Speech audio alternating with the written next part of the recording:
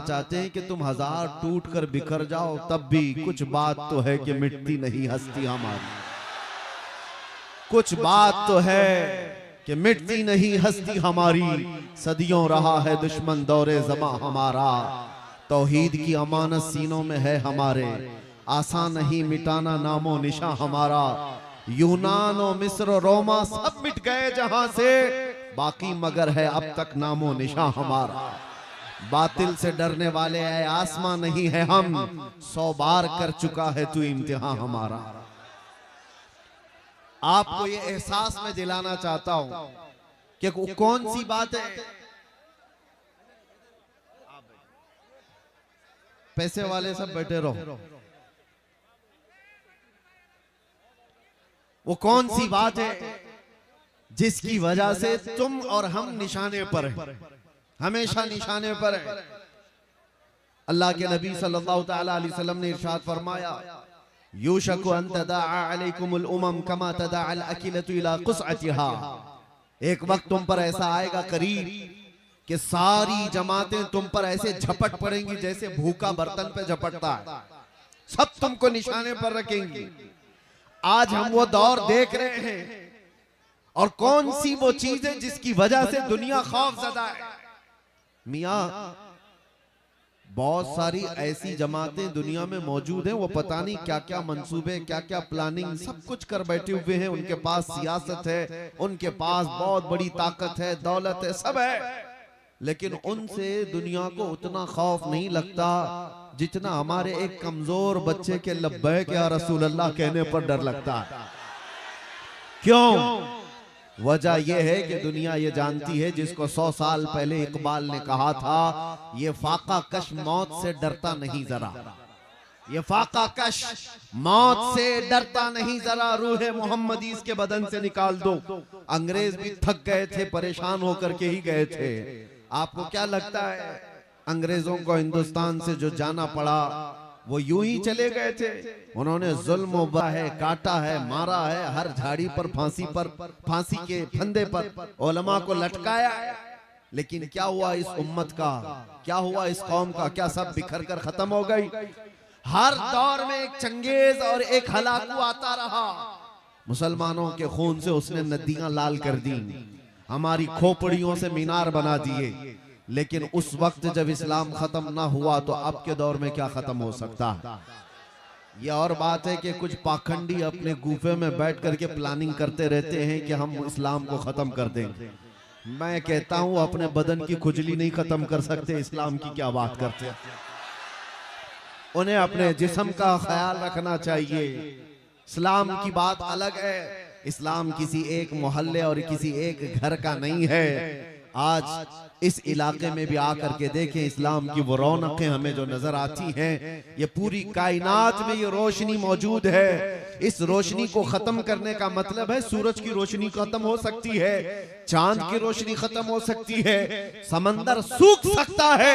इस्लाम को इस रूए जमीन से मिटाया नहीं जा सकता, खत्म नहीं किया जा सकता। आप सबको उसकी फिक्र की जरूरत नहीं। इस्लाम सुबह क़यामत तक रहने वाला है। तुम्हें तुम्हारे ईमान की फिक्र करने की जरूरत है। दीन इस्लाम के लिए चाहे जो कुछ भी हरबे अपनाए जाएं, मेरा रब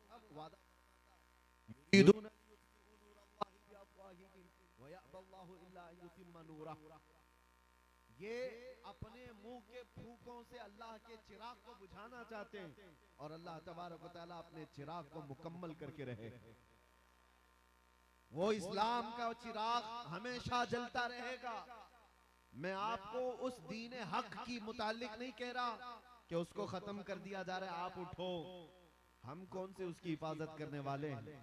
हमें खुद अपनी हिफाजत की जरूरत है। आज मैं बात कर रहा हूं अपने दीन, अपने ईमान और अपने अंदर मौजूद आमाल सालिहा की हिफाजत की।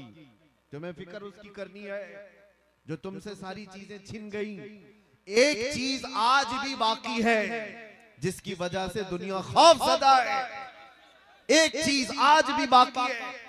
घर लुट गए, रिश्तेदार खत्म हो गए, सियासत, इख्तिदार सब छिन गया, लेकिन एक चीज आज भी बाकी है।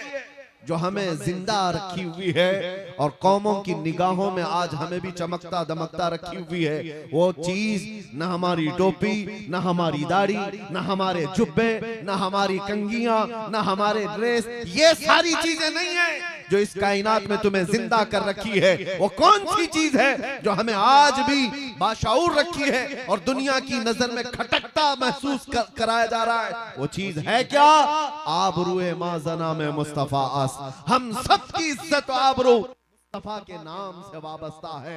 वो मोहम्मद अरबी सल्लल्लाहु ताला अलैहि वसल्लम के लिए तड़पना और आज भी जो उनके लिए हमारा दिल धड़कना, जो ये कैफियत बाकी है, यही हमारी जिंदगी की ऐन मिसाल, यही हमारी जिंदगी है, बाकी कुछ नहीं है। इसीलिए आला हजरत ने सच फरमाया था, वो जो न थे तो कुछ न था, और वो जो न हो तो, सुन्नियों को पता है, वो जो न हो तो, हमारी जिंदगी में भी वो जो ना हो तो, कब्र में भी वो जो ना हो तो, हश्र में भी वो जो ना हो तो, अरे अजानों में भी वो ना तो, वो जो ना हो तो, जान है वो जहान की और जान है तो जहान है। और कुरान यही कहता है, अन्नबिय्यु औला बिल मुमिनीन मिन अनफुसिहिम, नबी ईमान वालों से उनकी जान से ज्यादा करीब है, जान से ज्यादा हक रखते हैं। इसलिए आज जो हमारी जिंदगी बाकी है, आज जो हमें चलता फिरता महसूस कराया जा रहा है, वो हमारी सांसें लेने की वजह से नहीं है, वो हमारे खाने पीने और कपड़े पहनने की वजह से नहीं है। इश्क रसूल की गर्मी है जो दुनिया को बता रही है अभी कि मोहम्मद अरबी के शेर जिंदा हैं। ये मोहब्बत मुस्तफा सल्लल्लाहु अलैहि वसल्लम में दिलों का धड़कना मैंने महसूस किया है मेरे अजीजों। आज आम आदमियों में, आम नौजवानों में से भी बात लोग ये कहते हैं, मैं उनको जवाब भी देता हूँ। कुछ लोग कहते हैं मुसलमानों के हालात क्या हो गए, कभी इस पार्टी में, कभी उस पार्टी में, कभी इसका झंडा, कभी उसका झंडा लेकर के चलते रहते हैं सियासी मामलात में, सियासी मामलात। अभी बिहार के इलेक्शन में भी और दूसरी जगहों पर भी इलेक्शन जब आते हैं तो लोग ये ताना दे रहे थे हमें कि मुसलमानों का हाल क्या है,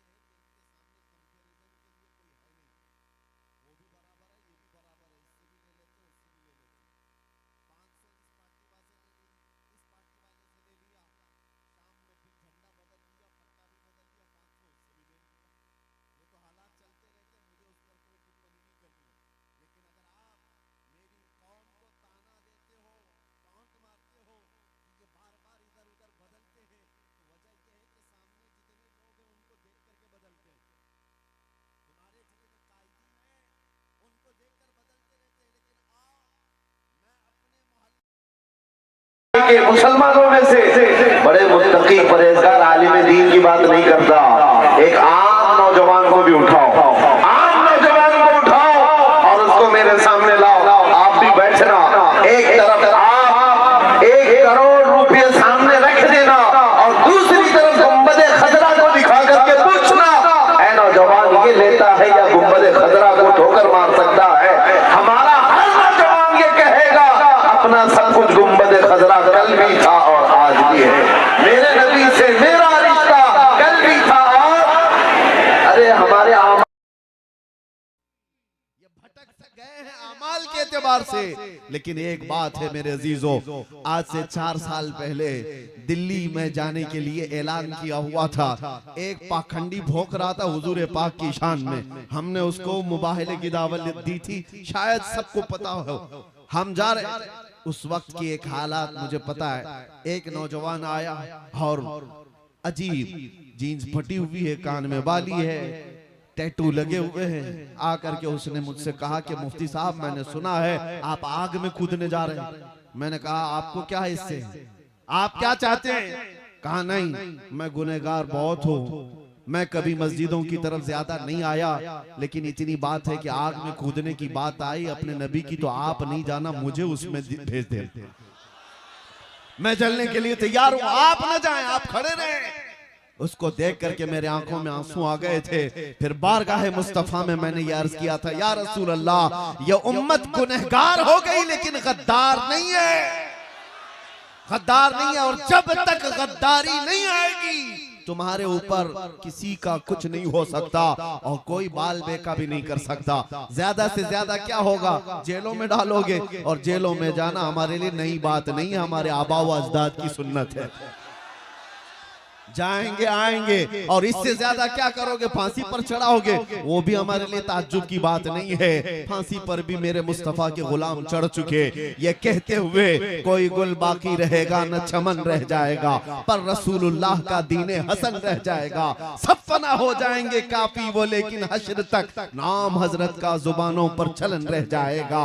मुरादाबाद शहर के अल्लामा किफायत अली काफी को अंग्रेजों ने सूली पर चढ़ाया था, फांसी पर चढ़ाया था। उनके माथे पर शिकन भी नहीं थी। उनसे पूछा भी गया था, बीवी से बात करना है आखिरी वक्त में, आखिरी ख्वाहिश क्या है, बच्चों से बात करना है, कुछ खाना पीना है। तब उस आशिक सादिक ने कहा था, नहीं, मरने से पहले या फांसी पर चढ़ने से पहले बीवी बच्चों से रिश्तेदारों से बात करने की ख्वाहिश नहीं, बस इतनी ख्वाहिश है कि आखिरी बार एक बार मुस्तफा की नात पढ़ करके जाओ, नबी पाक सल्लल्लाहु ताला अलैहि वसल्लम की शान में कुछ गुनगुना करके जाऊं। आपको मैं बताऊं, ज्यादा से ज्यादा यही इस दुनिया में, जेलों में फांसी पर चढ़ाओ, मौत की सजा दो, ये सब नए नहीं हैं, सबसे हम गुजर करके आए हुई तारीख लेकर बैठे हैं। आखिर में होता क्या है, नर्वस नहीं होना, परेशान नहीं होना। मुझ जैसे हजारों गर्दने इस्लाम के लिए चले जाए, इस्लाम का बाल बेका भी नहीं हो सकता, इस्लाम कभी मिट नहीं सकता, इसलिए कि इस्लाम जिंदा होता है हर करबला के बाद, इस्लाम जिंदा होता है हर करबला के बाद। किफायत अली काफी को फांसी देकर 8 दिन तक अंग्रेजों ने जश्न मनाया था। किस लिए, एक ऐसे मौलवी को हमने फांसी पर चढ़ा दिया जो इश्क रसूल की बोली बोलता था, मोहब्बत मुस्तफा में लोगों को माइल करता था, लोगों के जज्बात को उभारता था। किफायत अली काफी का और जुर्म क्या था, इसके अलावा कोई जुर्म दिखा दो। इस बुनियाद पर जब उन्हें फांसी की सजा देकर अंग्रेज 8 दिन तक जश्न मना रहे थे, उन बेवकूफ उल्लुओं को ये नहीं पता खुदा का दस्तूर क्या है। मुरादाबाद शहर में तुमने किफायत अली काफी को फांसी पर चढ़ाया, 100 किलोमीटर दूर ही रब तबारक व तआला उसी मौसम में उससे बड़ा आशिक सादिक इमाम अहमद रजा पैदा फरमा रहा है। एक आशिक को तुम सूली पर चढ़ाओगे, दूसरा पैदा होगा, और फिर वो दूसरा ऐसा पैदा हुआ कि जिसके नगमात ने इश्क रसूल का जाम सीनों में भर दिया। हर जगह से फिर आवाज आने लगी, डाल दी कल्ब में अजमत है मुस्तफा, सैयदी आला हजरत पे लाखों सलाम। मियाँ, आप सबकी मोहब्बत, आप सबकी इज्जत हमारे लिए, मैं कदर की निगाह, मुझे पता है कि हमारे जाने के बाद कितने लोगों ने कहां कहां दुआएं की, हर मस्जिद में, हर इलाके में, बच्चों से लेकर बूढ़ों तक, खवातीन तक,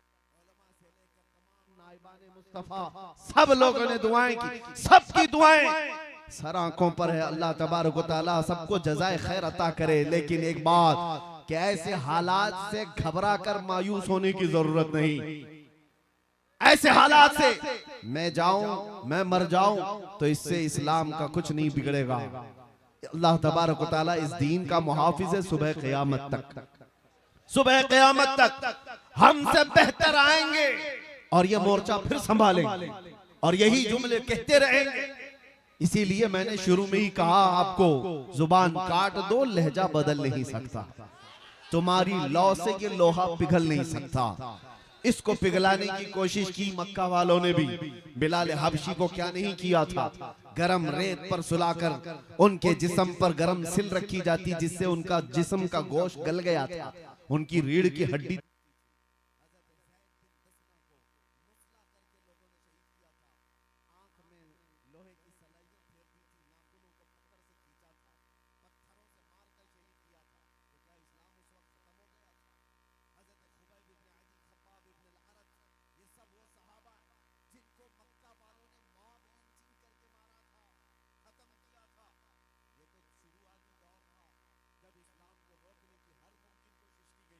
उसके बाद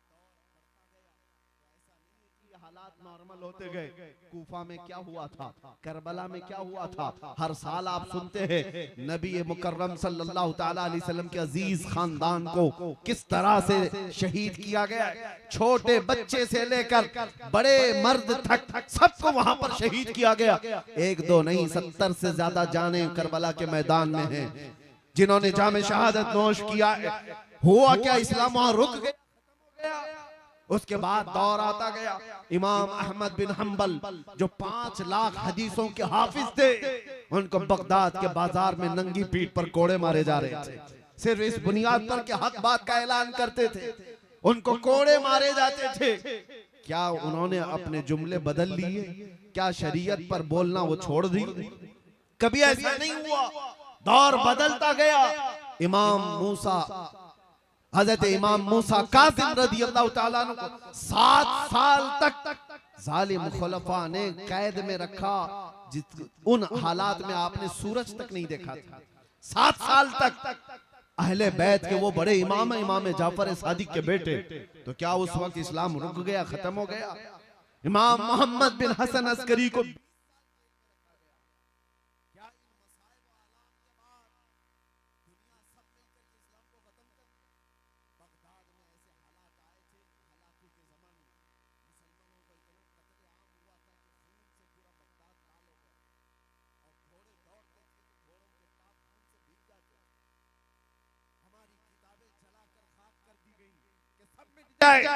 नहीं रुका। आज भी वो दौर उसी तरह से चल रहा है। मेरे अजीजों, ये बात इसलिए मैं अर्ज कर रहा हूं कि कोई चीज ऐसी है जो हमें हमेशा हर जमाने में बाकी रखती है। हर जमाने हमारे घरों के छत नहीं जो हमें बचा कर रखते हैं, हमारी खिड़कियां हमारे दरवाजे नहीं है जो हमें बचा कर रखते हैं, हमारे मोटे कपड़े नहीं है जो हमें बचा कर रखते हैं। हर दौर में हर फितने के वक्त कोई चीज अगर हमें सलामत रखती है तो मेरे मुस्तफा की मोहब्बत का वास्ता है। वो चीज जब तक रहेगी बाकी हर फितने से तुम्हारी हिफाजत करती रहेगी। इसीलिए इकबाल ने कहा था कि मोहम्मद से वफा तूने तो हम तेरे, ये जहां चीज है क्या लोहो कलम तेरे हैं। हुजूर से वफा करके देखो, हर चीज तुम्हारे सामने डाल दी जाती है, हर चीज को रब ताला तुम्हारे लिए मुसक्कर कर देता है, दुनिया तुम्हारी तरफ फेर दी जाती है, इंसानों के दिलों को रब तबारक व तआला तुम्हारी तरफ माइल कर देता है। एक बार वफा करो मेरे मुस्तफा से। नबी पाक सल्लल्लाहु ताला अलैहि वसल्लम से वफा का तकाजा क्या है? वफा का तकाजा ये है कि अपने अमाल देखो और जिससे मोहब्बत करते हो उसके अमाल से मिलते हैं कि नहीं मिलते। अपने अखलाक देखो और जिससे मोहब्बत का दावा कर रहे हैं उस रसूल के अखलाक से हमारे अखलाक मिलते हैं कि नहीं मिलते। और अगर नहीं मिल रहे हैं, बहुत ज्यादा डिफरेंस, बहुत ज्यादा फर्क है, तो फिर एहतिसाब की जरूरत है, हिसाब लेने की जरूरत है अपने आप से कि मैं जिस नबी उम्मी सल्लल्लाहु ताला अलैहि वसल्लम से मोहब्बत का दावा करता हूँ, अमाल में मैं उस नबी के किसी अखलाक को नहीं अपनाता। दिन भर गाने सुन करके रात भर बाजे की आवाज में सो जाता हूँ, तो फिर उस मोहब्बत का क्या जो सिर्फ जुमलों की है, उस मोहब्बत का क्या जो सिर्फ नारों की है। मैं उस मोहब्बत की बात कर रहा हूं जो तुम्हारी जिंदगी के अमली मैदान में हो, तुम्हारे अखलाकी जिंदगी में हो। अजीजों, आज तो सिर्फ नामे मुस्तफा पर लोग उंगलियां उठा रहे हैं। कहीं पर आई लव मोहम्मद कहा जाए तो उन्हें जेलों में भर दो, ठोस दो।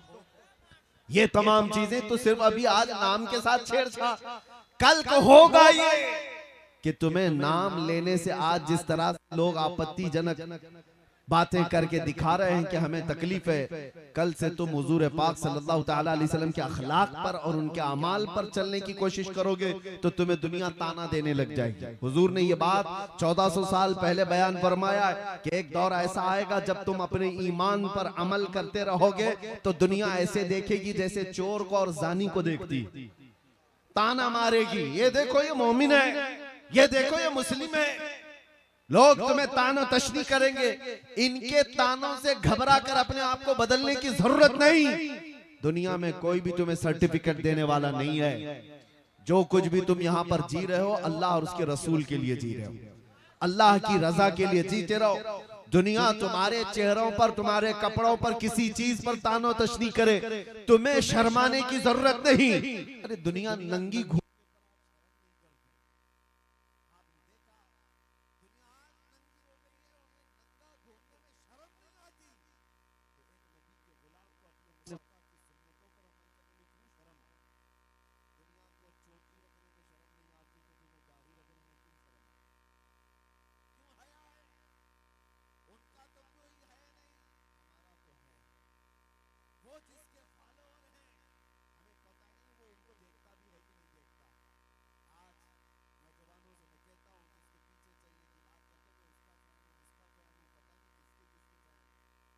उसकी तरह हेयर स्टाइल, उसकी तरह कपड़े, उसकी तरह फेस कट, किसी एक्टर के, किसी एक्ट्रेस के फिदाई लोग मौजूद हैं। कभी पूछना, मैं एक बात कह करके जाता हूँ, मरने से पहले जिसके तुम फैन हो उसको एक लेटर लिख के जाना कि मैं सब बाल भी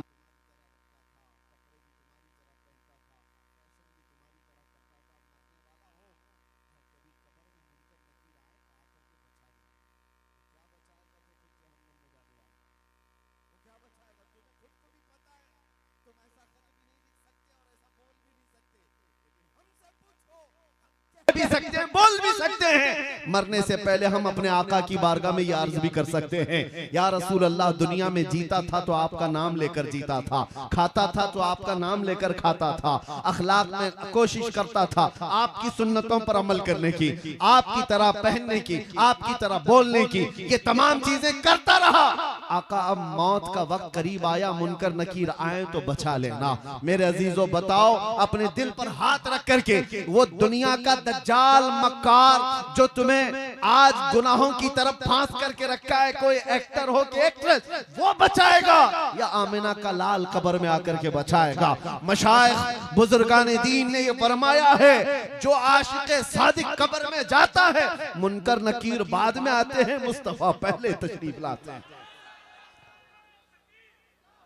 और ये बात इसलिए मैं कह रहा हूं कि वो आमिना के लाल रसूल मुकर्रम सल्लल्लाहु ताला अलैहि वसल्लम न तुम्हें दुनिया में तन्हा छोड़ेंगे, न कब्र में और न हश्र में, वो तन्हा नहीं छोड़ेंगे। एक बार वफा करके देखो, हमने महसूस किया है मेरे अजीजों, हमने तन्हाई के औकात में भी देखा है कौन हमारा साथी है, कौन है। जब अपने अजीज और करीबी लोग, रिश्तेदार तक हमारी खैरियत नहीं पूछ सकते, दीवारों में हम बंद हैं, उस वक्त हम किसको देखते?